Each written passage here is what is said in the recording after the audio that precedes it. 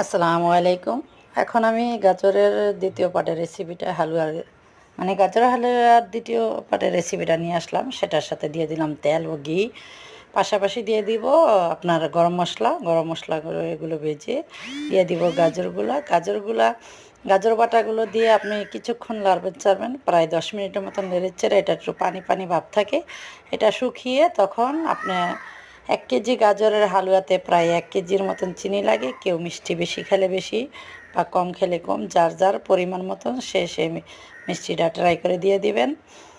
এটার প্রসেসটা হলো যে এই হালুয়াটা যত বেশি তেলে নাড়াচাড়া করে একটু শুকনো শুকনো করবেন তত এটা স্বাদ হবে, এবং চিনি দেওয়ার সাথে সাথে এই হালুয়াটা আবার পানি হয়ে যাবে, মানে চিনিটা গলে একটু নরম নরম হবে। তখন আবার এটার কিছুক্ষণ প্রায় আধা ঘন্টার মতন নেড়ে চেড়ে আপনার যেরকম মনে চায় এরকম করে হালুয়াটা শক্ত হয়ে যাবে, এরকম করে বানিয়ে নেবেন।